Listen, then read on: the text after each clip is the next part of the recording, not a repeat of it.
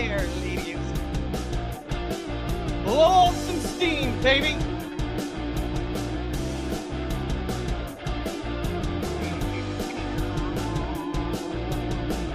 Jeez.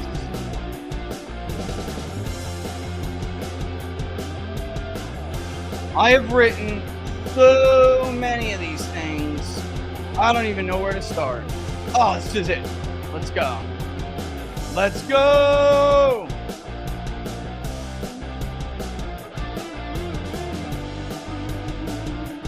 Oh, yeah.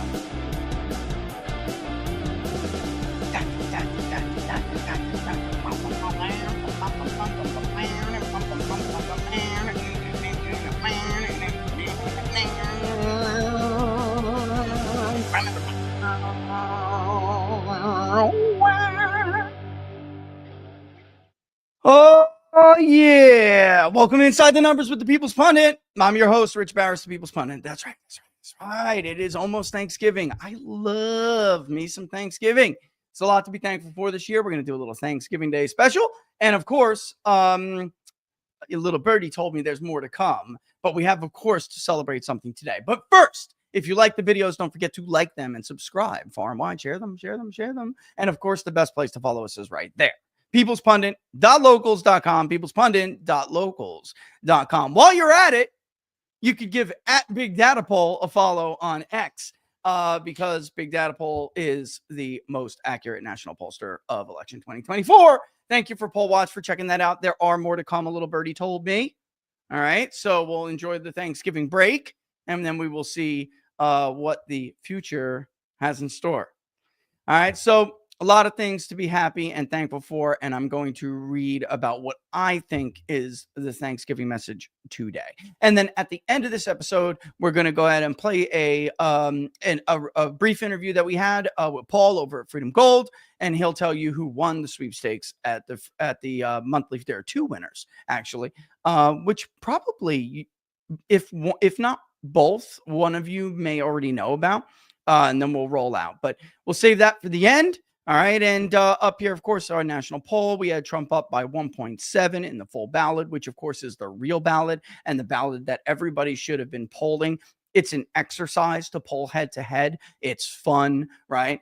But the fact of the matter is that is not reality. The real ballot was the full ballot. I mean, would we ignore Anderson polling in 1980? Would we ignore Jill Stein and Gary Johnson when polling in 2016? We did poll in 2016. We did not ignore them because you absolutely need to have, if they're on the ballot, they have to be in the poll. And it's a fun little thought exercise to see the difference between the head-to-head versus the full ballot, in the simple sense that maybe someone has a higher ceiling than the other one, but it doesn't matter because that's not real. That's not reality. That's not what's going to play out on election day. So the spread was 1.7. The national popular vote's going to end at 1.6. 10th of a percentage point off. Not bad, if I do say so myself. Just a couple of things here before we get into the Thanksgiving Day message. I want to play a couple of really like one video for right away, because I tried explaining to many of you when we were still going over different polls, and like, I don't know if you want to call it scrutinizing polls, whatever you want to say it was. But, you know, I tried to ignore polls as we get closer to election day. I just told Benny Johnson this. I was on Benny. I try to just ignore them and tune them out. You have to do your own work. You cannot pay attention to what other people are doing. However, or you shouldn't anyway, because then you end up hurting like a bunch of people did to us. All right. But maybe not 2 weeks before the election, after the Puerto Rican comedy media fiasco, all right, which was, of course, a comedian who made a joke about Puerto Rico at Trump's Madison Square Garden rally. I mean, it's just totally ludicrous if you think about it, that they made so much of a deal over this. And it tells you that they knew the Hispanic vote was going to shift to Trump and shift dramatically to Donald Trump. They knew it. They knew everything that we were telling you was true. They're full of shit. And I'm sorry for my profanity, but they knew it. They knew that she had a problem with young voters, including young voters of color. They knew that she had a problem with Hispanic voters. They knew she wasn't going to do that well with white women with a college degree or credentialed professional class white women. They knew this. And yet David Plouffe, who, by the way, made Nate Silver. I'm going to say this every time somebody mentions David Plouffe.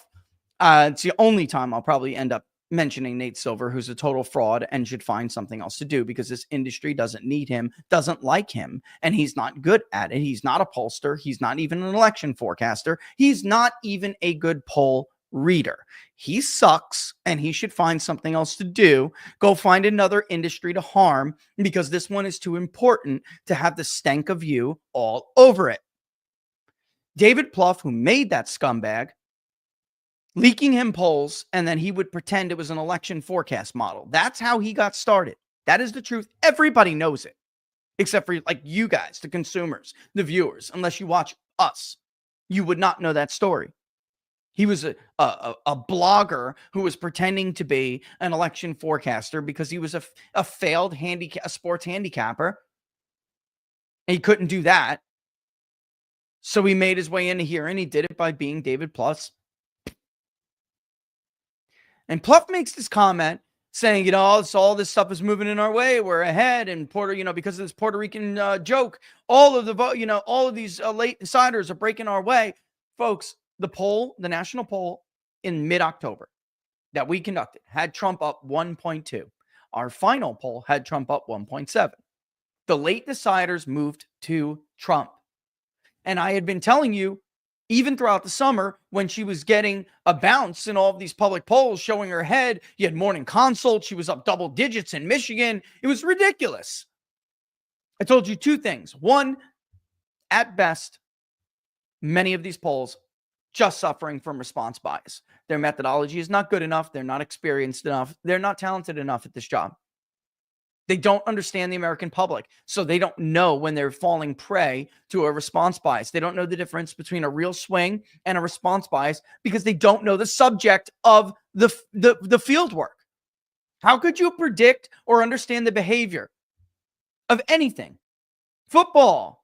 How could you predict a football game if you don't know how the rules of the game work? Or forget about it. Actually, a better analogy, how could you predict the outcome of a football game if you don't know the players or the teams? These people have no idea who the American public are. They don't know anything about the American people.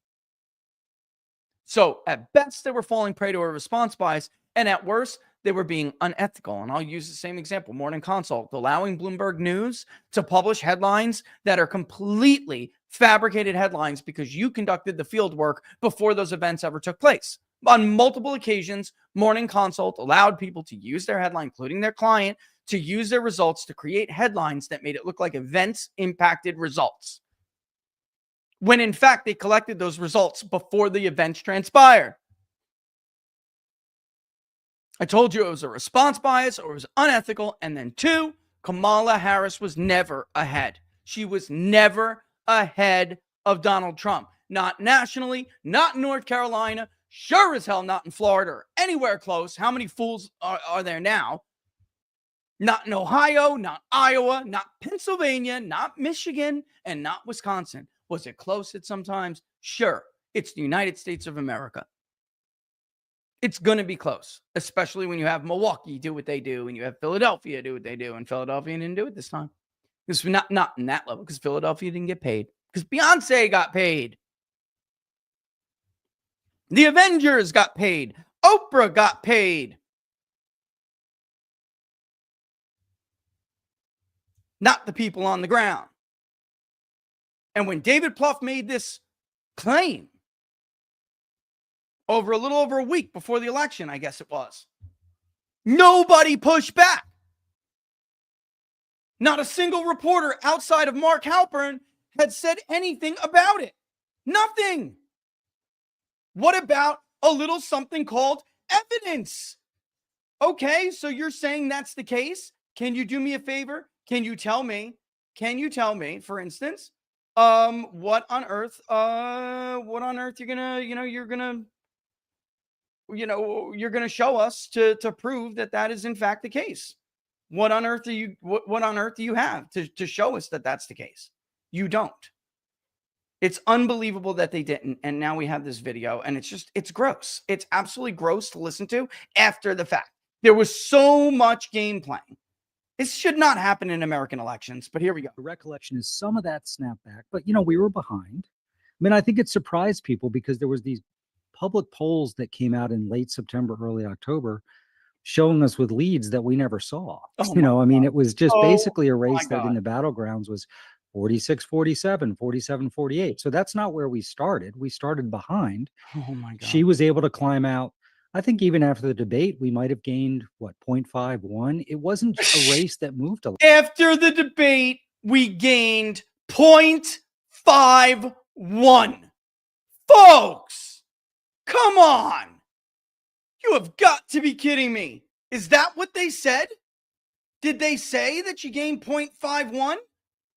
No, that is not what they said. Not even remotely close to what they said. Give me a break. They said she was surging. They said she was way ahead. They said she was ahead 11 points in Michigan. They said that she was ahead in Pennsylvania And by so 5. I mean, give me a break. No, shut up, David. I'm not done talking. Ahead in Pennsylvania by 5. Marist, she's ahead everywhere. She's ahead everywhere. In every single one of them. Every single one of the states. She's ahead everywhere. Give me a freaking break. 0.5. I think when you think about our own internal analytics, if you have Wisconsin at 47, 47, or Pennsylvania 48, 47 Trump, let's say, which I think is where we had it at the end, you've got to have undecided break your way more than your opponents. And you've got to get a little benefit from turnout, which we weren't able to do. When we got in, holy moly. I don't even know what to say to that. 0.51 is noise. That is statistical noise. That is not gaining. Do we have to pull up the Real Clear Politics average to show that not only did the media show she was gaining? You know what? Let's do it. Let's pull up the Real Clear Politics average. Hold on. Let's just do it. Let's get out of this altogether. Let's go to Real Clear Politics. Let's go to the presidency. Let's go to the presidency, Trump v. Harris. Let's look at the trend. Not only did they show that the debate had an impact, they showed that the debate gave her the race. Everything moved in her direction after that. Everything. And they're going to sit here and tell us now that they didn't move? So what was the media doing? What was it? Why was it that the internal polls, and there were a few of us who told you this, Mark Halpern did, it's to show two-way really did the country a huge service, because until two-way, there really was not another show that told people or tried to tell people the truth about polls. Was there? Look at that trend. He's ahead all year, more than a year, actually, if you go back. Is there a 2-year? Because the funny thing about that Trump v. Harris trend is that it was way Trumpy going back to the rematch period. I don't know why, or anyone who had her up in July of 2023. Oh, that's Biden, right? Okay, Biden withdrawals, and then they changed it to Harris. Okay. Yeah, because this is Marist and the rest of the shit pollsters doing what they do. Because we never, even dating back to July of 2023, Biden never led Trump in our polling. Trump was always ahead of Biden. At times, it did get a little closer, but he was always ahead. We're going to have our own separate chart for Kamala Harris, our trend. We're not going to do, Biden withdrawals. We could do both. I don't see any harm in doing both, but I just think that you should really have things the way that you have it, period. End of story, full stop. Candidate against candidate. And then Trump retakes the lead, which is tiny, 0.4%. And then all of the blue pollsters, all of the media pollsters, all of the so-called high-quality pollsters push the lead back to Harris at the end. And by the way, Real Clear Politics was still the most accurate because they don't play with the results of the polls. They don't think they're Nate Silver and super smart and smarter than everybody else. They don't think they're smarter. well, big data polls got a 7-point Republican bias, so let's reweight his result. What it means when Nate Silver of 538 tell you that there's a 7-point Republican bias is not that your results are too Republican. It's it's weighted against consensus. It's that your results are too Republican compared to the other garbage legacy media blue polls out there. High quality. And again, I'm going to bring up that they use the term high quality, low quality in a form of what was essentially censorship. They cannot compete with the record of Big Data Poll and the record of others, like Robert Cahaley, who G. Elliott Morris over at 538 now says is garbage. Robert did a great job. Mark Mitchell at Rasmussen never had Harris ahead. Maybe noise for a bit. He had her leading a day here and a day there in the rolling average, which is normal. But never overall, because she was never ahead. He was remarkably consistent. Trump +2 to Trump +3. Trump +2 to Trump +3. Maybe Trump +1 here and there. Because Mark didn't fall subject to a response bias. And Mark didn't play around with his numbers in order to make it look better than it was for a candidate. Which, let's cut the crap, is what they're doing. This isn't 2018 or 2020 even anymore. There is sufficient evidence, because as much as I just like to gloat, we do have to care about the health of the industry. There is sufficient and significant evidence that everything people like us, Mark, have been saying for a long time now is true. This is the problem. This is what they're doing wrong. The co-op study, they did it. Trump +4 in Texas? Really, Harvard? Really? We're all supposed to care? Nate Cohen was doubting the results of his own poll because of the Harvard co-op study, the CES. The co-op election study is what I'm talking about. It's voter validated. They do pre, like an exit poll, and they do post. And a lot of people look to them for their voter validated post-election study to tell them how groups really voted and, by what margins. Well, they can't be trusted at all this year. Their pre-election polling was awful. And it wasn't just polling. Those were supposed to be exit polls. We have real-time estimates now. You remember that tweet from them? We have real-time estimates. Here are the results.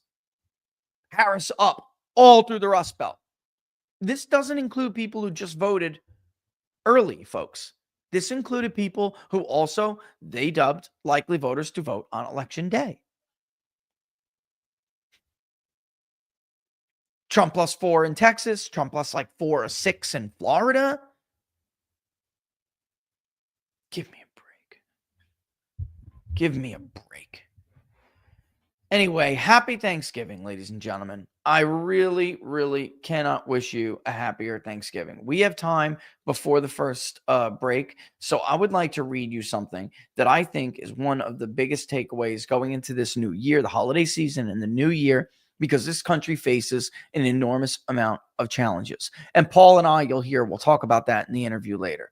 In 16, it was a much easier job. We were already talking about things like austerity, but it was like, minor cuts. Maybe you remember the penny plan, the Mac penny plan Connie Mack put forward? And he was a congressman from Florida, cut a penny, stop baseline budgeting. And, in a certain number of years, you're going to balance the budget. And if you can grow your economy at a fast pace or above average pace, then we can grow our way out of this debt bomb that we're going to leave for our kids, which is disgraceful. Talk about, I don't like Trump. He's immoral. He does things that are immoral. You're immoral. Saddling your children with a lower standard of living that you don't want to deal with, it's unacceptable for you right now, it's immoral. Or no standard of living with the size of the bomb that's going to go off. Not one you could recognize. Anyway, in order to do that, you really need to tap into something that is uniquely American. And I suspected back in 2016 when Trump won that Trump would have something that we had not seen for a while. Not since Reagan. Bush didn't have it. not the younger, not the elder. I actually think Clinton had it more than the Bush family. I do. I really do. I think Bill Clinton understood this. I wish he would stop being such a little baby because people have so much over him. You're afraid everyone's going to find out about the Epstein Island, Bill? Why don't you be a statesman? Everyone already knows you're a dirtbag who touches girls who don't want to be touched. Everyone knows it already, bro. You're not protecting your reputation. Hell, if I was married to your wife, I would probably run around with other women too.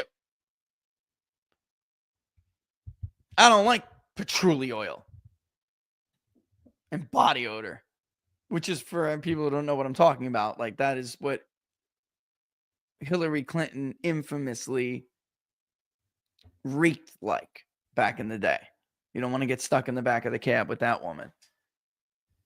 Anyway, getting rich changes all that. Getting rich off of public service changes all that. So, I mean, Bill has it, and I wish he would, the country could use him. I wish he would talk about it more. I really do. But not since Reagan and maybe Nixon have we had a president who truly understood this. And that is the Protestant ethic and spirit of capitalism. You can appreciate this even if you're a Catholic, in which I, by the way, was raised Roman Catholic. I'm not Catholic now, but it doesn't matter. You can still appreciate it. Things my grandfather, my grandmother, devout Catholics, even though my grandfather wasn't really devout. All right. He was a typical, did he believe? Of course. Was he Roman Catholic? Of course. But he was also a typical Italian American who did whatever he had to do in the 5 boroughs to feed his family. Get my drift? All right. Nice spider. It's a nice spider on the side of that wall. Anyway, he understood it. Like, proud to be Italian, son. Proud, be proud of your heritage. But of course, there's something special and there's something unique about America that makes it stronger, that makes it more prosperous. And you should make it freer. But we've forgotten a lot about this over the course of our recent history. This is what makes us stronger than everyone else, more productive than everyone else, have more ingenuity than everybody else. It is the Protestant ethic and the spirit of capitalism, as Max Weber, the sociologist, the German sociologist, observed about America in the early years. And what he meant was very simple.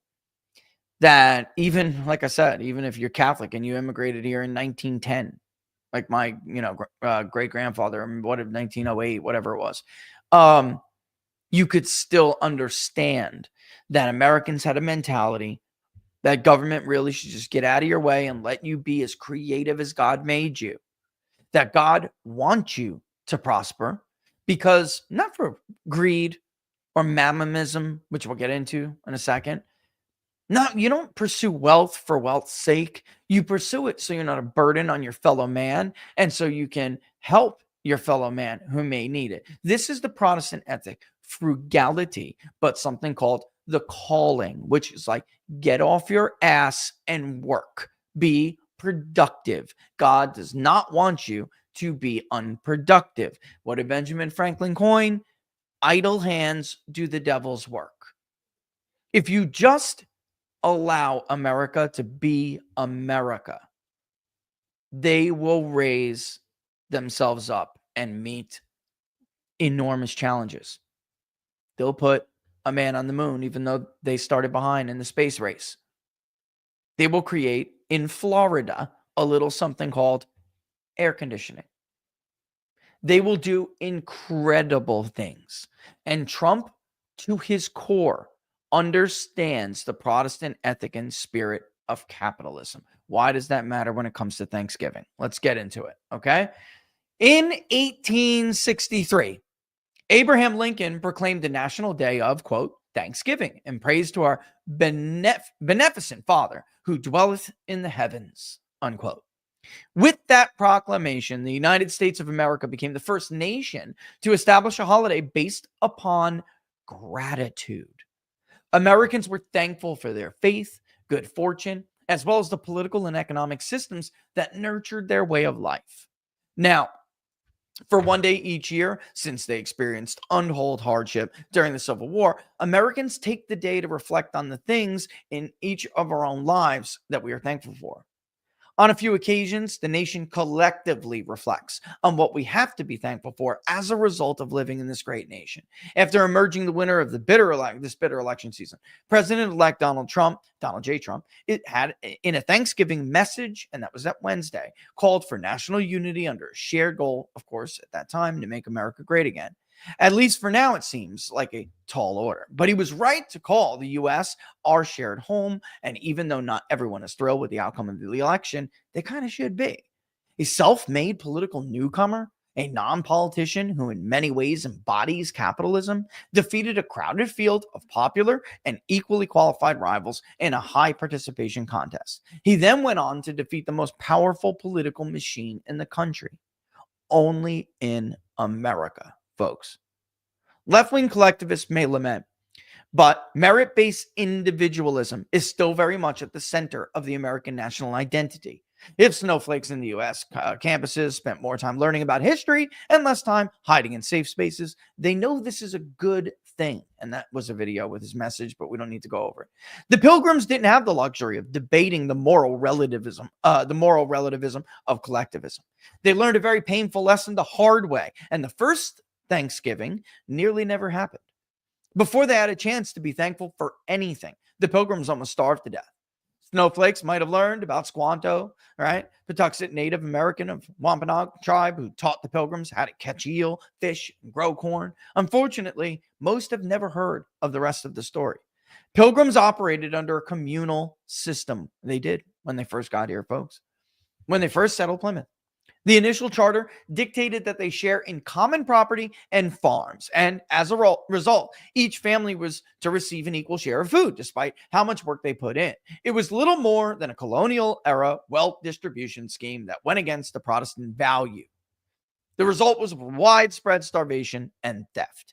Quote, "Much was stolen both by night and day," unquote, Governor William Bradford wrote. But he quickly noticed the less agreeable aspects of human nature, notably the innate human desire to free ride if and when allowed, and he changed course, adopting what is now, right, the free market capitalist mentality, which was strengthened by the Protestant ethic. Governor Bradford noticed that the Pilgrims now, quote, went willingly into the field. They began now to gather in the small harvest they had and to fit up their houses and dwellings against winter, being of well recovered in health and strength, and had all things in good plenty, he wrote. Due to property incentives, self-interest, and the tenets of their faith, including their unique work ethic, the soon-to-be founders of Plymouth Rock and Massachusetts Bay prospered. But without capitalism, there would have been no true right to property, thus little to no incentive to produce. This shared lesson evolved in what we now know as the American mainstream Protestant ethic, which the nation adopted as something unique to us and widely recognized as a large contributor to our economic success. But American politics in the 21st century saw a challenge to that very identity. Unlike anything we had seen before, an attempt to, quote, fundamentally transform, right, the U.S. into something that we are not. With the changing demographics in this country, many believed collectivism would prevail. Unfortunately, there are many in American society that have forgotten their history and its lessons. They have distorted and diminished the true spirit of capitalism, redefining it in terms of greed and selfishness that needs to be punished by an ever-expanding federal government. But this modern characterization of capitalism would be unrecognizable to those who attended the original 1621 harvest meal, much like modern Thanksgiving celebrations would be. They believed capitalism, not called by the name at the time, was a means to a very different end. Max Weber, this German sociologist I told you about before, and political economist, wrote of the origins, history, and the true spirit of capitalism long before I ever did. But I quote him in my book, all right, explaining how two political philosophies were both guilty of abandoning the values that made us who we are. Quote, "The impulse to acquisition, pursuit of gain, of money, of the greatest possible amount of money, has in itself nothing to do with capitalism. It should be taught in the kindergarten of cultural history that this naive idea of capitalism must be given up once and for all. Unlimited greed for gain is not in the least identical with capitalism, and it is still less its spirit. All right, so I'm going to end there because that is particularly relative to that election. But I do want to say this, like, in this same note, we kind of find ourselves not in the same note. We kind of find ourselves in this same spot here. We really do. And I almost feel like this is now like a second chance to retain that identity, and we're going to need it more. I don't feel like it is. And we're going to need it more now than ever. And I almost feel a little bit more hopeful than I even did back then. So for those of you who maybe did not follow me, okay, sure, I'm a pollster, but every pollster has their own views. The country was in dire straits. And of course, I did look at 16 as a way to turn some stuff around, but I was most certainly a pessimist. For those of you who may remember back then, I said, the election of one man, a revolution does not make. And I still believe that to this day, although things have certainly changed.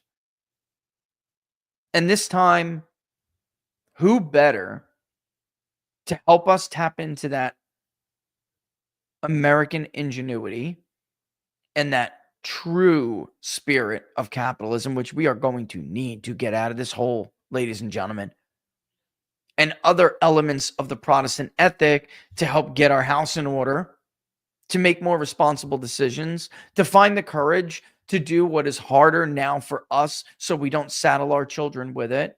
Who is better to do that but a slew of other people who embody the Protestant ethic and the spirit of capitalism? Look at a man, for instance, like Elon Musk, who will obviously have a huge role in this administration, even if he just has the title for Doge. He is going to be doing more than that.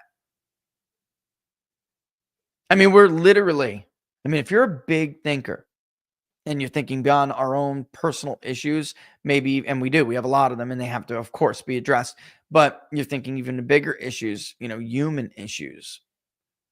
We're literally relying at this point, because our government is, Trump was great at it with NASA. And then, of course, Biden and Harris came in and they destroyed everything he did, or they scaled back a lot of what he did. We only know of certain new blue planets because of Donald Trump and funding these NASA programs that allowed us to put a different kind of satellite, a different kind of telescope into space. We don't look for blue planets based on the wobble effect anymore. That's because of Donald Trump.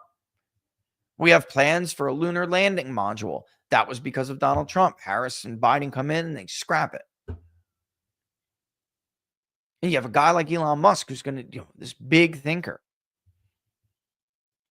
And if, forget about, we got problems and we have to address them now, for sure, America. But in the long run, if we're going to survive as like a species, we need a strong America, by the way, to lead the way to do that. But we have to do more big things. Look at this guy. Naturalized, obviously. Right? I always hear Cernovich. How funny is it that an African-American say that, because he technically is, right? I mean, I don't mean he's black. I mean, it's fun. Cerno's right. He's technically right. But it's such a uniquely American story. Only in America could something like this happen. Only in America could Elon Musk come around and buy X to basically put a stop to the government partnership with one of the biggest social media sites in the country to censor certain political views, to allow the message to get through to younger people, to allow the message to get through to minorities. And by the way, how beautiful is it that here we are in 2024? When I wrote that, there were people who thought it was mathematically impossible for Donald Trump to win that first election because, let's face it, let's be honest, here's what Democrats think. Black and brown people are stupid, and they will vote for them no matter how bad their lives are. That's what Democrats think. And sadly, on the right, there were a lot of people who think the same thing and that they'll never vote for Republicans. Told you it's like one of the biggest political ironies in the history of anything ever, guys. In the history of anything ever, that they played such a key role in the outcome of this election. If you didn't see it on X, there's a post I put up before. It's just unbelievable when you throw off the bonds of Bushism and all this other crap. You got a guy like Donald Trump, who is like the most law and order, border security president ever. Nobody comes close to this guy. And yet when you look at the southern counties in Texas, the border counties, it's incredible. Hidalgo County in 2016, when Trump won that election, and I wrote that column, Clinton plus 40.2. Hidalgo County this time, Trump 2.9. Maverick County, Clinton plus 55.8. 2024, this election, Trump 18.5. Starr County, Clinton plus 60.1. This year, Trump 15.9. Zapata County, which of course Barnes and I, along with Hidalgo and Starr. Maverick is of course another one, but really Zapata is named after a Mexican revolutionary. If you've been fans of Barnes and I for a while and you've been watching What Are the Odds, you've been fans of What Are the Odds for a while, you know that that is the target county we have been saying. If you want to know the way Hispanics are going, better watch that county and look at what Trump's doing there, because it didn't happen overnight, of course. It was little by little by little. Zapata County, 2016, Clinton plus 32.8. 2024, Trump plus 22.5. Remarkable. By the way, ethnic Catholics. So you don't have to, again, you don't have to be, when we're sitting here, celebrating, trying to reflect on why Lincoln gave us Thanksgiving. You don't have to be a Protestant to understand what they were really trying to celebrate and what they were trying to recognize was the source of their strength. And that's what is still today, to this day, is the source of our strength. It's not all the stupid cliches that you hear in the media. How many ridiculous repetitions of Ellis Island and bad like invocations of Ellis Island you've heard, and all the, platitude. I mean, that's what they are. They're platitudes. When, this one, this, and we're this tolerant, and we're that, and we're that. No, not really. The strength of America is the true spirit of capitalism. Because, of course, again, it's the ethic and the spirit of capitalism. That is the source of our strength. All right. So what time is it?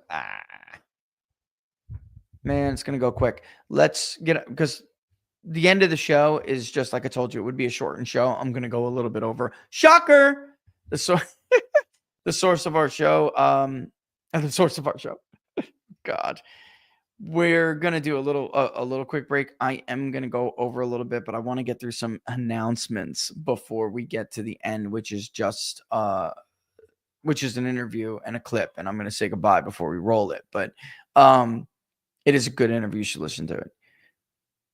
We talk about what do we think we see going forward here. Yeah, there's absolutely an opportunity to get, pull on the reins of this puppy, man.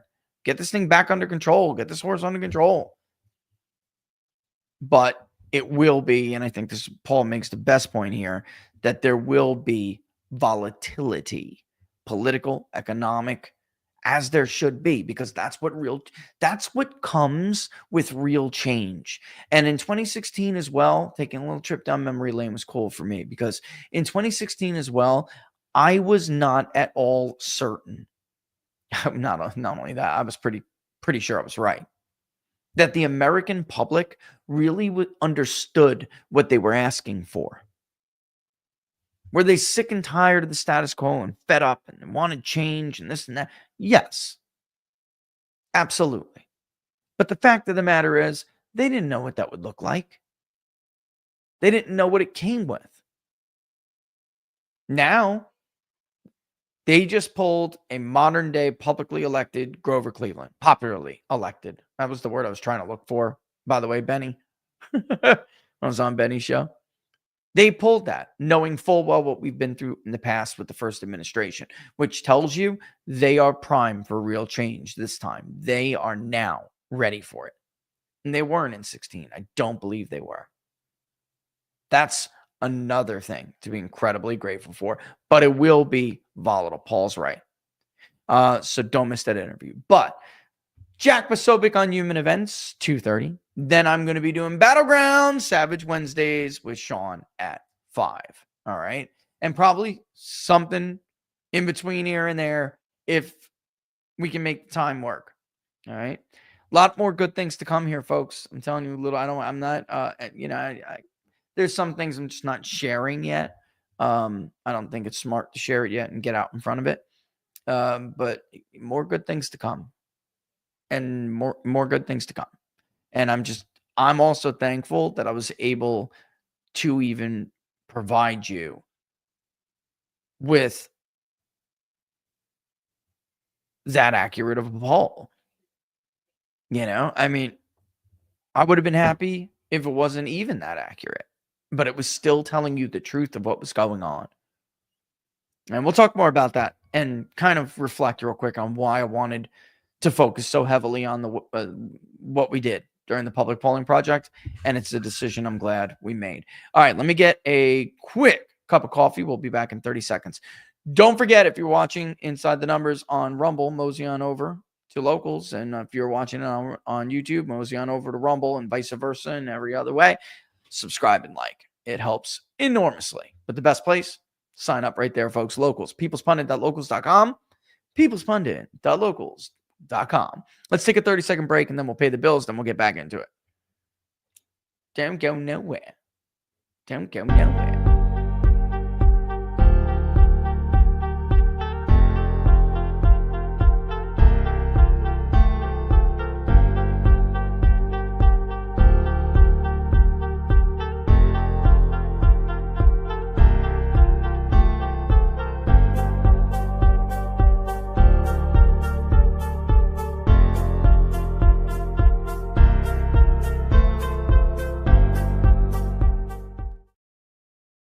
All right, we're back. Everybody knows I'm in love with me some biltong faux show. Farmer Bills Provisions, folks.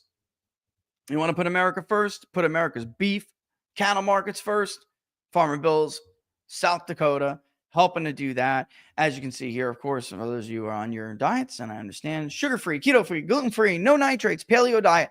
Look, all of this. I had no idea how, I don't want to say perverted, but how under assault our cattle and our beef industry is in this country from entities and countries like BlackRock and China, respectively. It's unbelievably outrageous. And again, I'll just say this. There is, in my world and in my house, no reason to ever buy a disgusting bag of beef jerky again when you can have bison and beef biltong, which is just incredible. If you're a spice lover, I like the chili. I got to try something a little bit hotter. I'll get to it. Like I've told you, I'll get there.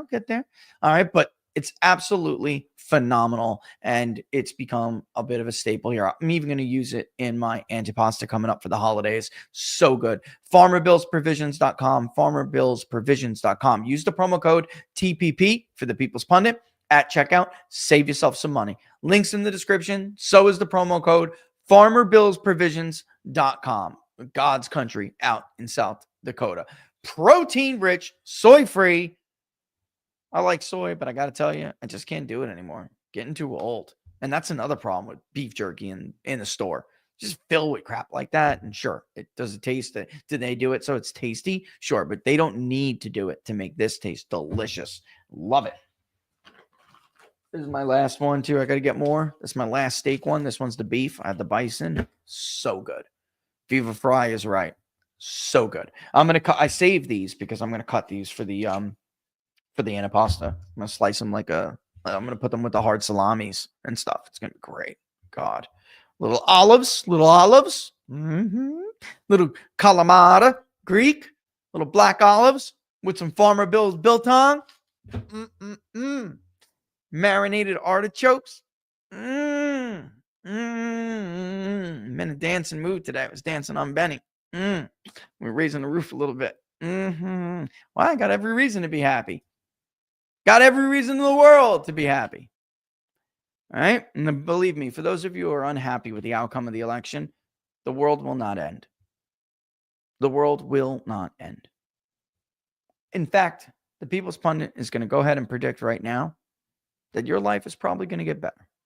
Unless, sad to say, you're like a government contractor or something, may not get better for you. But let's face it, you've been doing good for a while. Guy I've been talking to needs to think about leasing a new car, and he's trying to pull me away from my dealership because we're coming up on it, and I'm almost done with my mileage because the kids are everywhere. Middle-aged, actually older because he's a grandfather. I got to ask Laura about that. He was talking about his grandkids. He didn't look that old, but man, he looks good.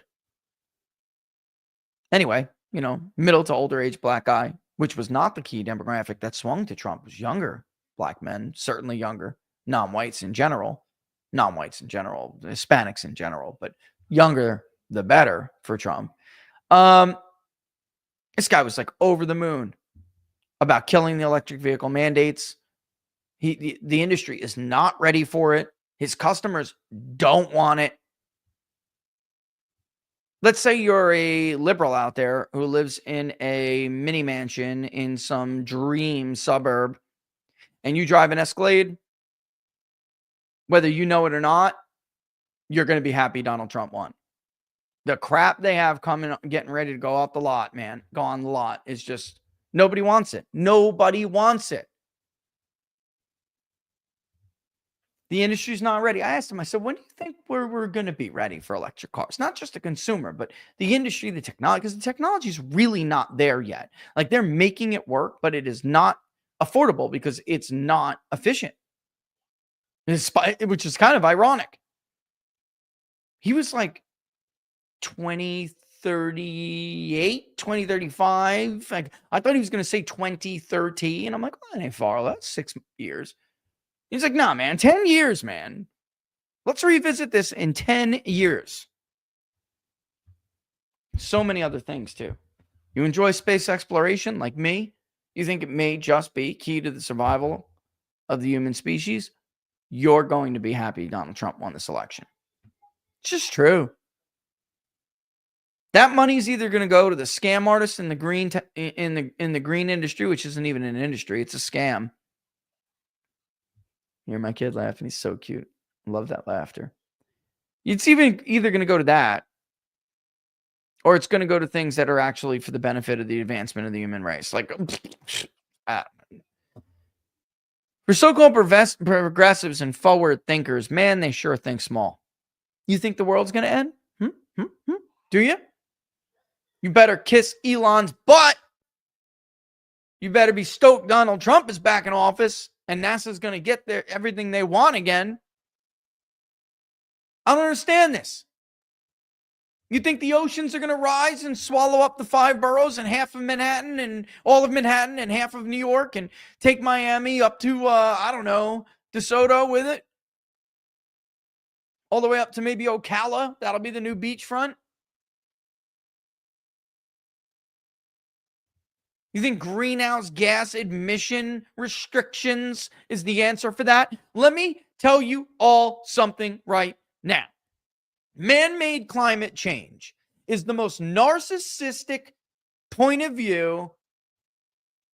Like, you have to be an arrogant narcissist. George Carlin was totally right to think you're going to stop the earth from undergoing a cycle it's been doing forever.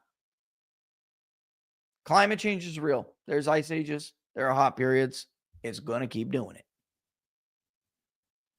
You really think the world's going to come to an end soon?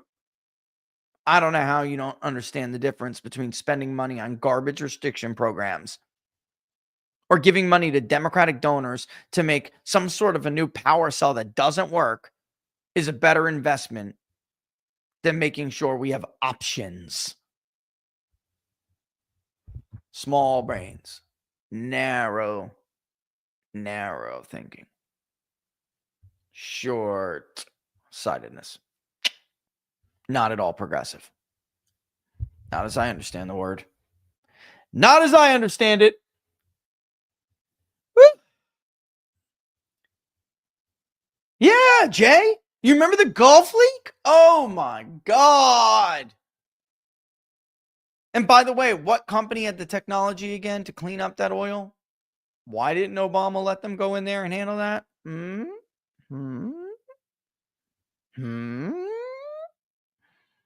On to you. On to you, people. You don't fool me. Plastic bag. Your grocery bag is going to dictate the outcome of the planet. It's narcissistic. You have to be a narcissist to think that you're so much the center of the world that even the earth is susceptible to your will. BP, baby. That's right, Duke. The Iron Duke. Love that word. You might be able to tell that I'm in a very, very, very good mood today. Very good move. Let's do the most accurate pollster dance. Let's do the most accurate pollster dance again. Let's do it. For Molly at Yahoo News, who called me a MAGA pollster. Come on, Molly. Let your hair down, girl. Let's get a drink. I'm not a freaking blogger, and I'm not a MAGA pollster. Unless MAGA pollster means being more accurate than the pollster who polls for your news organization. Oh, unbelievable. This is why, in all honesty, though, Molly, you didn't even pick up the phone and make a call. You didn't even try to call me for that article. This is why America can't stand you people. I don't think anything has been earned so much by you in your life. The hatred the American public has for you is probably the only thing you've ever truly earned in your entire life.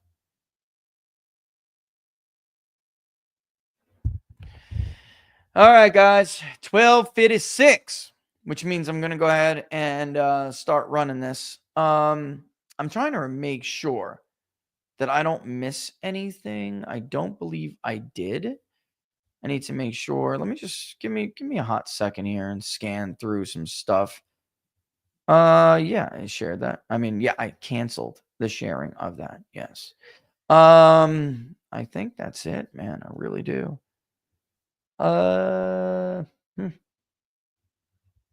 Is it?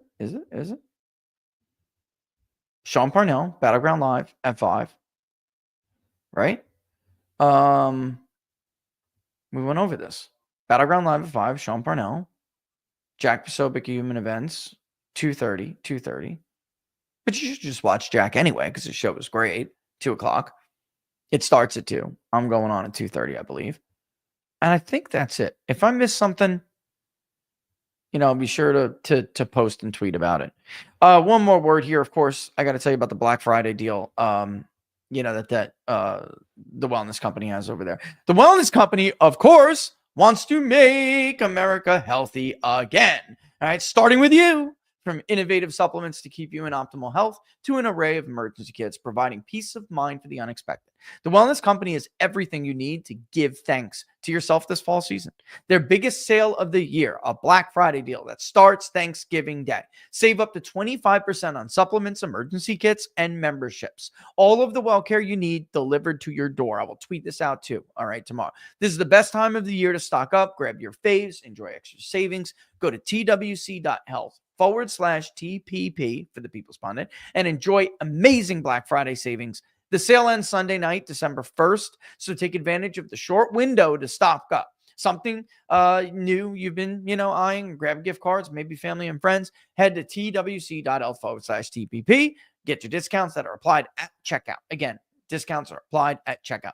And remember, you cannot put a price on your health. All right. Well, this company's got some really cool stuff going on. Now that the election's over, man, we got to bring Dr. Drew back on. Let's bring, or on. We had him scheduled to come on and talk about Make America Healthy again. And the election just engulfed us all. And engulfed us.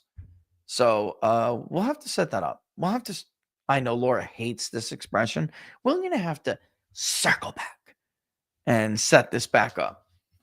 All right, here is our interview, of course, with Paul Cox. Don't forget, folks, if you like the videos, to like them and share them far and wide.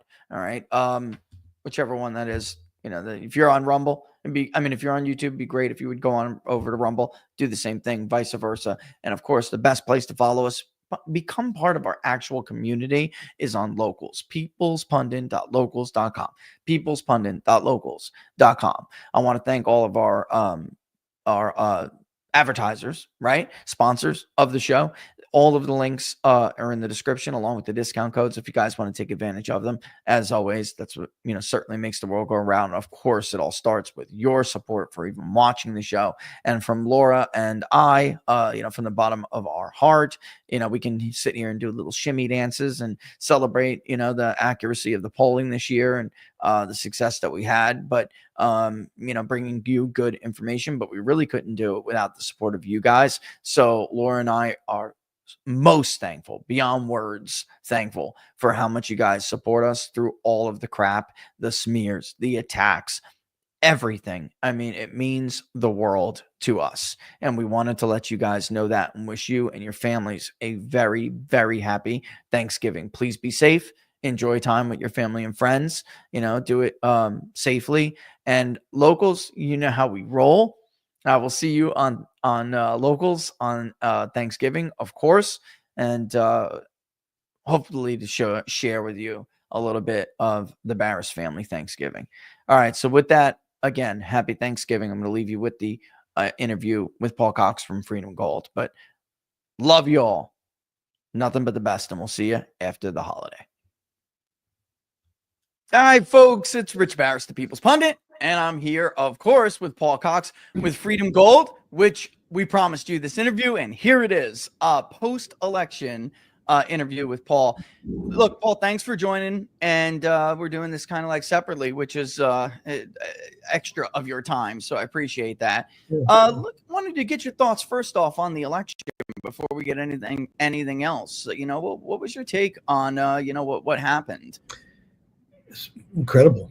And thanks for all the work that you did contributing to it. I think the country resoundingly said, I want change. I want change. Yeah. I want practicality. I want, down to earth, let's get into solution. We are not, we have a lot of work to do. And, that's right. This team that's coming in, it's like the A team coming in. And, the naysayers right now, I think down the road, in hindsight, they'll be thankful. Yeah. You said there's a lot of work to do, and there is, and there's something we'll get to this in a second, but it's a Herculean task ahead. After the last almost 4 years now, what they've done, the Inflation Reduction Act, CARE Act 2.0, all of this money that they spent like drunken sailors, back in the first Trump administration. And we've talked about this before. I kind of felt positive that we could have corporate tax reform, which we did. And thank God that's going to stay in place. But also that we could kind of grow our way out of this. And under Biden, we were, just trying to dig ourselves out of the grave. And because of the spending getting out of control, we dug ourselves a lot deeper. So in many ways, he's got a bigger task ahead of him than when he won in 2016. Would you agree? Absolutely. You know, he's inheriting a nightmare debt load. And, you know, it's important to understand that nothing's changed right now. Yeah. You know, I mean, there's been a certain amount of irrational exuberance, you know, since he was elected, you know, and justly so, you know, and it's flooded the stock market, you know, Sure. and, you know, there's this belief, I think, irrationally that, oh, everything's great. Everything's going to be great. And there's going to be, you know, this is the kind of, you know, we heard about the, you know, tightening the belt back in 2008, you know, austerity, you know, and unfortunately now we're very much going to have to, you know, it's going to be rough. And I believe 100% it's needed. We'll be grateful for it, and we're going to come out on top. We're absolutely going to come out on top. Well, that's what, you know, it's a couple of days here. Well, it will be a day before Thanksgiving, right? So there's a lot. And I'm not trying to poo-poo on people's, you know, party here. There's a lot to be thankful for. I just mentioned one before, the Tax Cuts and Job Act. My wife, I mean, you run obviously, you run a business. I run a business. You have employees. We have employees. It would have been a nightmare for us if the Tax Cuts and Jobs Act expired or sunsetted. I cannot stress this enough without getting into details and, you know, detailed numbers, which you don't always want people to know. But any small business owner knows that, or not even small, corporate, anyone is in the business world absolutely knows the tax burden increasing with inflation the way it is. And, you know, unfortunately, I think a lot of that's going to be baked into the cake for a while. The tax burden increasing was just unthinkable to my wife and I. There's just no way. I mean, there would have been a serious conversation about letting go of people and not hiring people that we wanted to hire in this new year, because we were hoping to grow. And is that something you're thinking about, or what are other, you know, what are the other things that you know, the Trump administration is going to change, you know, that we could look almost immediately and say, thank God. Right. I mean, you know, there's a certain amount of psychological positioning positively around the world right now. You know, you're going to see, you know, Iran is going to want to force Hezbollah to into a truce with Israel.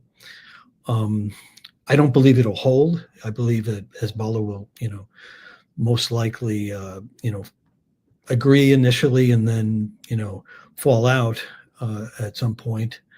You know, a ceasefire would lead to more risk on, which would be stock market flying. But again, you know, what he's inheriting is not an easy fix. It's not. And, you know, the three promises, you know, the tax cuts, the, you know, the tariffs, and then the, you know, deporting, you know, 10 million undocumented immigrants, you know, as much as he can hold, you know, steadfast, it's going to be rough, and it's going to lead to a lot of volatility, which is good for gold. But change, that's what real change does, though, doesn't it? You know, I almost feel in 2016, the American public, I really feel like now is a better opportunity for the agenda that the former president-elect now, about to be president. I really feel like this is their golden era for their movement, because in 16, they really didn't, the American public didn't understand what real change looks like. You know, hope and change was promised to them under Obama, but then it became real clear that there was no hope of any real change, right? And real change is ugly. Real change can be chaotic. Real change can be unstable. And I don't think Americans understood that this time. You know, this time earlier this month when they cast their ballots, or those who early voted, whenever they did it, they knew the stakes. They, you know what I mean, Paul? They know now. They've been through it before, and they chose that volatility over, going along to get along or manage decline. And you said something I'm curious about your thoughts, because you and I probably both remember this. Maybe some of our viewers don't. But the psychological aspects are so big. I feel like Donald Trump, the real magic with him and why the economy was so much stronger fundamentally under him, it is very similar to Reagan. They understood something a lot of American presidents didn't, which is that American ingenuity is special. The American spirit is special. And if you just cheerlead them and get out of their way, they will do amazing things, right? True. That's and true. yeah, so I mean, I really, that's, I guess, It's exciting. it's exciting. And that's what I'm looking at again. I mean, this is the time to think about what we're thankful for. And I'm thankful again that once again, especially heading into the holidays, we get to go in there with that spirit and we're knowing it's coming, like help is on the way. And that ultimately we can dig ourselves out of this thing. We can. But that being said, go ahead. I was going to say, it's what's phenomenal is that he's the lieutenants that he's surrounding himself with. This probably was the reason it fell short in 2016. Because of just not having the right people around him. And what's also understood is that this guy is not afraid of, hey, if somebody's not making the grade, you're out. And so they, and I believe that the people that he's surrounding himself with are absolutely qualified. Forget about the chatter on the left. They're qualified, and I say, let's go. And it's very hopeful, and I have a daughter that I want her to grow up in a world that is at least suggests what our parents grew up, the world that they grew up in, which was a United States that was powerful and prosperous and leading with the correct moral guideline. Yeah, we've been dealing with this like fake version of morality where it's okay to, as long as you act a certain way, a way that's acceptable to the ruling class, you can do things very bad on the things that matter, right? You can start wars and drain the treasury and drain a generation of blood and mental health, right? You can do that over lies. You can spend like a drunken sailor and irresponsibly and put your burden on the future generation because you're too cowardly or you're too weak or whatever it is to deal with it right now. So you kick the can down the road. That's one of the things that always infuriated me with Trump's critics. They talk about his personality, and it's putting all of the putting the charade aside, Paul, as if like everyone in DC aren't a bunch of scumbags, for lack of a better word. Putting all that aside, it's this fake version of morality. So he doesn't talk a certain way, and he doesn't stay within your parameters. He's constantly touching third rails. He doesn't stay within what their parameters of what's socially acceptable. So what? He's taking on the bigger things that are really, to me, bigger moral issues. How do you saddle your children with this debt? How do you do that? Right. It's interesting how, I can't remember anyone that would have not buckled to the status quo of that kind of, fake morality. And, the fact that he's holding steadfast is just, the election proved so that, they're just like, okay, we don't care about that this imaginary morality that is has been lauded by the left. We just want somebody that's going to go in there with solutions, and because what's needed I mean, look what's happening. You know, the country is we've degressed in a way that I think, you know, I think any further, Unimaginable. any further, there would have been no coming back. Yeah. And I think, you know, thank God, like we as a people, we understand that, and you know, we're going to get behind somebody that is willing to, you know, push forward. You know, There's a part of this too. I just don't want people to lose sight of, which is important. I was just telling you before the interview when we were talking that, you know, we're coming up at the end of the year here, you know, and it's great. Obviously, you know, your vote is your civic duty, and the American public chose like one more chance. That's really, in my opinion, that's what they did here, because we were headed off a cliff. And there, like you said, there one more time, I really don't know how there would have been a way we could have managed this in, you know, avoiding hurting future generations dramatically and their way of life, their standard of living dramatically. We would have hurt them badly. So I feel like Americans chose one more choice. The vote and the civic duty there is great and everything. But we are getting close to the end of the year, like we were talking about before. And this is the time where Laura and I, my wife and I, we do two things. One is charity. Can we do more somewhere that, you know, about before the end of the year? Can we do something somewhere else for someone else if we're able to?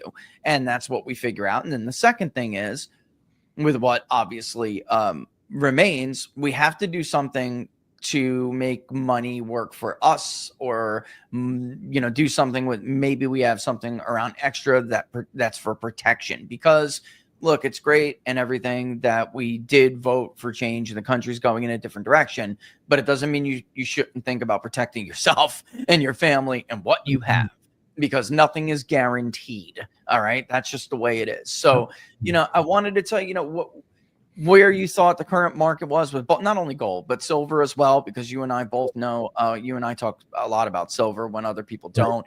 You know, especially with the election and the new change, what you think, you know, what are your thoughts about upcoming year? I mean, first of all, central banks have not stopped buying, and they've been increasing their buying. That's number one. Number two, that the changes that are going to take place over the next year, that are positive in the long run, are going to be very volatile. Very volatile for the markets, and gold will absolutely react to that. You know, there's no way to get around some of the austerity, if you will, that is being proposed. It's, you know, the dollar is going to, you know, the dollar is is still on the forefront of the BRICS nations in countering. You know, there's no way to stop what their plan was. You know, they've already committed to it 100%. I don't think they can unwind it. And they're going to challenge. We're going to put China in a position with the 60% tariffs, where they're going to need to, you know, laterally find other partners. And who else but the BRICS nations? And you know, that could lead to continued dollar volatility. You know, gold, silver, palladium, and platinum. Listen, I tell people all the time, these are finite, you know, portable real estate. It's finite. You know, there is not a limitless amount of it in the world. And, you know, the Basel III Accords of 2019, which made physical gold a tier 1 asset. Prior, it had been a tier 3. Tier 1, meaning that banks can hold it for capital requirements, like cash. It's considered like cash. This is significant. Banks are loading up. Central banks are loading up. Countries are loading up. You know, there's going to come a point, and it's not going to be too far down the road, where you can't buy it. Yeah, that's right. In the retail market like this, you can't. You know, your bank will offer it to you in some sort of a program they have, but in the fine print, it'll be never for delivery. So I tell people all the You get a time, piece of paper, Paul. yeah, You'll get a piece of paper that says we're holding your palladium here, which, by the way, both that and platinum is something we're going to have to, you and I are going to have a private discussion about, because it's just a different world for me a little bit. Not that I don't obviously know something about it, but it's definitely sparked my interest since I've thought about silver more over gold. And everyone loves the gold. Gold is shiny. My wife loves it. Everybody loves gold. I get that. But there's certainly others that are on, I want to say, the block. I think what you're saying, in my opinion, is inevitable. There is going to come a point where they're going to say, no, you can't own this. And you can, like you said, if it's going to come a signed note, here's your note. Here's your note for 10 bars. You know, that's how it's going to go. Right. And listen, Donald Trump is 100% behind gold. Yeah. 100%. Yeah, yes. I mean, this is the first, I can't remember a former world leader that was as positive about gold. Nixon, maybe? No, because I mean, he had Nixon depegged, right? Coupling. Yeah, he decoupled. You know, that's what we call it. You know, but he spoke positive. Policy was very different. Don't forget, 33, 71, and 2007 and 8. Those were 3 periods where central banks loaded up. Yeah, loaded up, and here we have central banks loading up again. And just for people who don't know what we're talking about, that there was something called the gold standard. Okay. And that's why we're kind of joking here, but not that Nixon I'm not sure he was in love with the idea himself. But you know, he had a lot of, you know, it was a movement back then. It was a movement. Well, we were overextended. We were overextended in the Vietnam War. We bombed more in the Vietnam War than World War I and II put together, and with a lot of the domestic, you know, kind of undulations going on at the time, we were, you know, how we were falling into that period of a period of debt that was feeling at that time. I mean, God, can you imagine if they were the debt we have now would have, you know, sent people into anxiety. Coronary. Yeah, I mean, back then in 71, he depegged the dollar from the gold standard. You know, prior to that, if you owed China $1 million, you'd have to pay them. If they wanted it in gold, you had to send it. So you couldn't have more dollars in the world market than there was gold to back it up. So, you know, how else do you get yourself out of debt than to inflate out? You know, and that's what they did. But this is look. You know, I believe 100% we're going to come out the back end. You know, this country is going to be stronger than ever, but it's going to take some work, and the work is going to be difficult at times. The stock market. Look at the CAPE index. Cyclically adjusted price to earnings index. It's 36.9%. You know, the highest recording ever was 44, and you know, 36 times its multiple, overvalued. So there are going in that volatility that we're going to experience, and it's needed. You know, you could see a 20-30% slide in stocks, and it's good. It would be good. It's necessary. Right. It's absolutely necessary. Right. And gold will react inversely. You know, it'll. Right. You know, I think we talked about on your last show the 65% loss of purchasing power since 2004, 20 years, but since 2020 we've lost 20.9% purchasing power. It's gross. So that exponential ratcheting, think about it. So 20.9% over the past 4 years and 65% over the past 20 years shows that it's happening at a faster rate. So we've got to recalibrate that, right? And in recalibrating that is, you know, we're going to still deal with inflation. You know, there's no way. Look, it's going to be the Trump White House and the Fed are going to be in battle. There's Yeah. no doubt about it. There's no way to get around it. The you know, what's his name? Oliver Blanchard.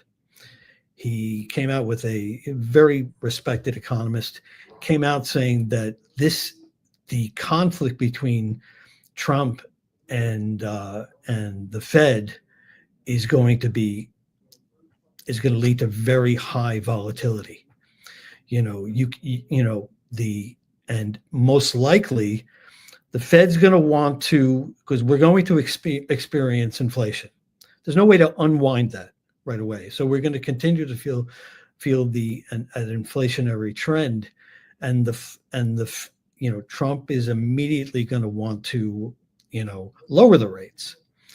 Right? It's now in the short term it's possible, but it's going to lead to more inflation, which the Fed will then fight him on wanting to raise the rates. I always watch the 10-year Treasury. It's been bouncing around like somebody that somebody getting EC, what is it, electroshock therapy, or not? No, it's what's it called? The more like a lobotomy at this point. But defibrillator. It's Defibrillator.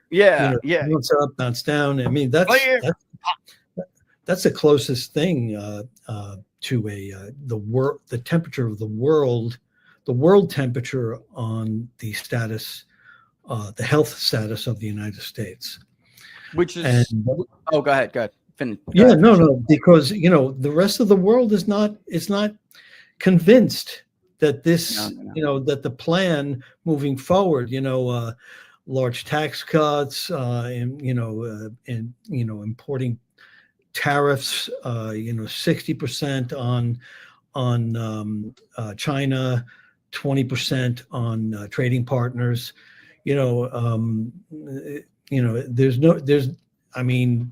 Germany is panicking right now. This is an economy that I don't know if they'll be able to withstand 20% tariffs. So there is this, hope, yet, what is this austerity? What is this desperately needed game plan that he has? How is this going to,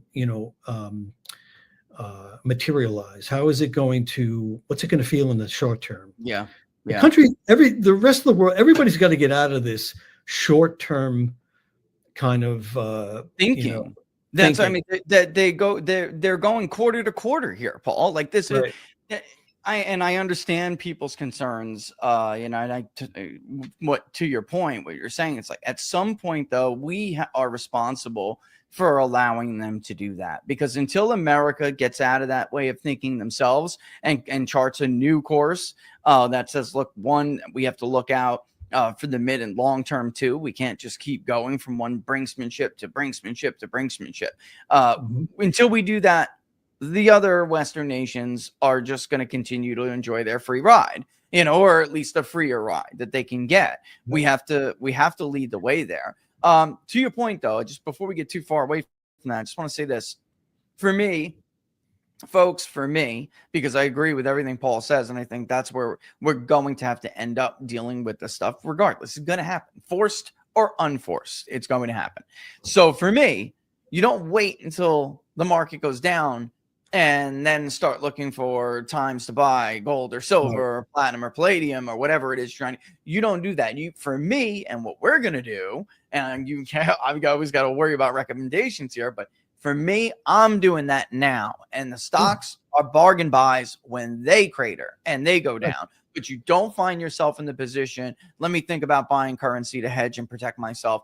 By that time, it's too late. All right. So you need to get ahead of that beforehand. And that's where I was going with this. That's so true. I mean, where else in the world, say you're looking to buy a car and it's on the lot at the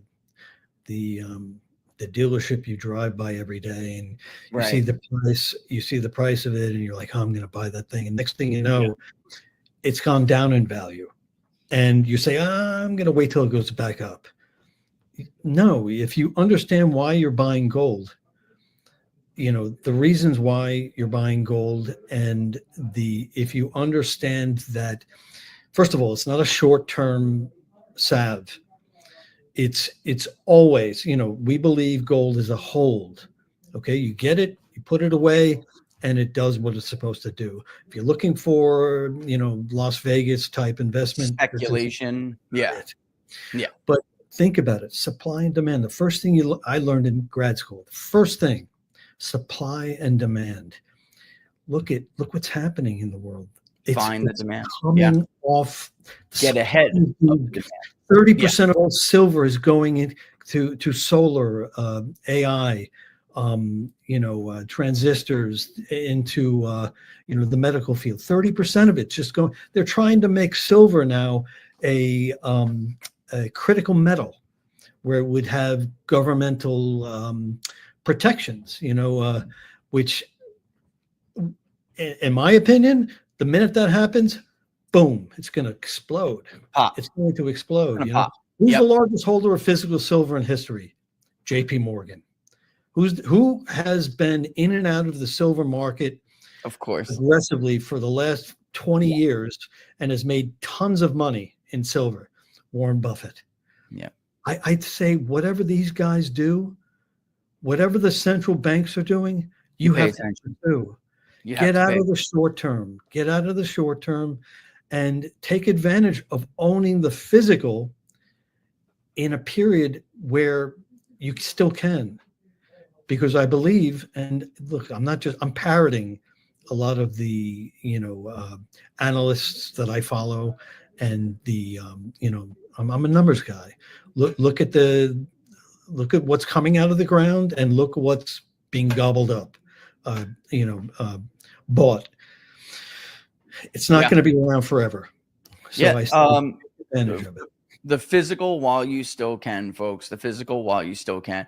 And that's so for those who don't know, by the way, these houses definitely always have some kind of minimum. We have this prize pool. Basically, it's like a raffle for viewers of People's Pundit and watchers of People's Pundit. Right. And if you take advantage of and there are several of the offers that Paul and Freedom Gold have for viewers out there, then you can get put into a prize pool and people have a chance to win some free silver, which is incredible and probably unheard of. I don't think anybody else has done this. No. And as far as I know, right, Paul, we have some winners here because it's been a while. Yes, we do. Yes, we do. Yeah, they might know already, but let's see it. Most companies out there, you have to buy to get into, the free silver or free anything. We don't. Any one of your listeners that calls in and listen, all we ask is that you let us explain to you, educate you on how this could work for you. What we didn't talk about is that people can put physical metal in their retirement accounts, 401ks, IRAs. And this is something that people, you can be more proactive. They can be instrumental in their own retirement in that sense.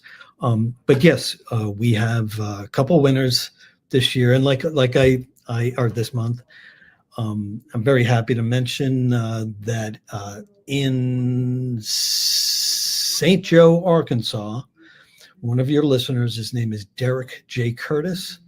He's our winner. And then we have from Longview. I know that one. That's regular. Yeah, I think I know that one. And then a very smart woman. I did speak with her briefly, and she's from Longview, Washington. Her name is Carol D. Pitkin. Those are the two winners of your listening base. And they're going to receive a package from us each. And all we ask is talk with us.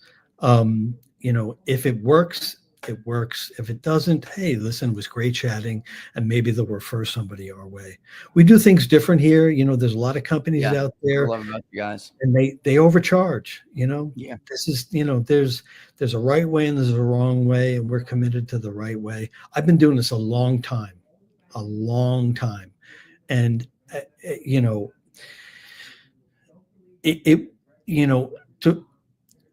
where else can you just, to a family member, push across the kitchen table, some of your wealth, You know, Yeah. isn't it, Sure. you know, this is a wonderful thing that you An can empowering thing. It's a empower. very empowering thing. It gives you control over your own. You know, I don't want to use the word destiny, but it is your financial destiny. It's you know, gives you control over your own wealth, and it's an extremely empowering thing that you just don't get with stocks. And this is a guy who did that for years. Saying that. And all that I could say now is I wish I would have learned earlier, Paul. Right. And I want to My wife make never lets me forget it. I want to just say that we don't say it's either or, either stocks That's or right. gold. You know, it's both. You It's know, both. you be smart. You're smart with both avenues. You Yeah. know, so yeah. I mean, you know, I'm old enough where I remember in 1980. You know, I remember very much. You know, I was in college at the time, but I didn't. It's interesting how the world kind of unfolds, you know, and Yeah. I'm very hopeful.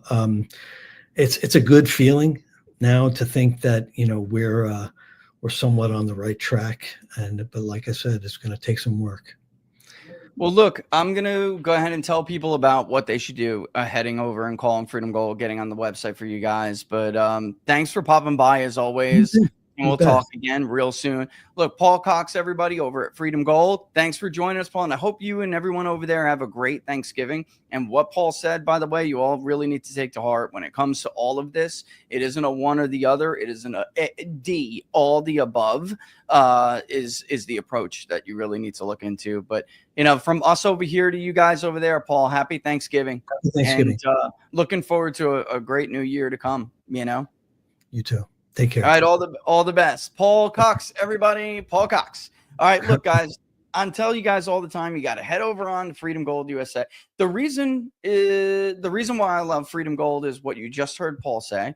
They really do just want to chat with you and make sure that before you do anything, you have all the information that you need to make a confident decision and a smart decision. All right. You can either two ways. You can call the number on the screen, which of course is for us, but it's always great when you still tell them that the People's Pundit sent you. And it's 888-279-3592 in gold, 888-279-3592, or go to freedomgoldusa.com/rich. freedomgoldusa.com/rich. And you can go there and see what other deals you may qualify for, or ask somebody to go ahead and give you a call at your convenience when you have time. But like you just heard, what's insane, like I've said before, I don't think anyone has ever done this before. You will get thrown into a prize pool and someone's going to win some free silver. So that's an incredibly generous and pioneering thing that guys over there do, but that's why we love them. All right, guys. All the best. freedomgoldusa.com.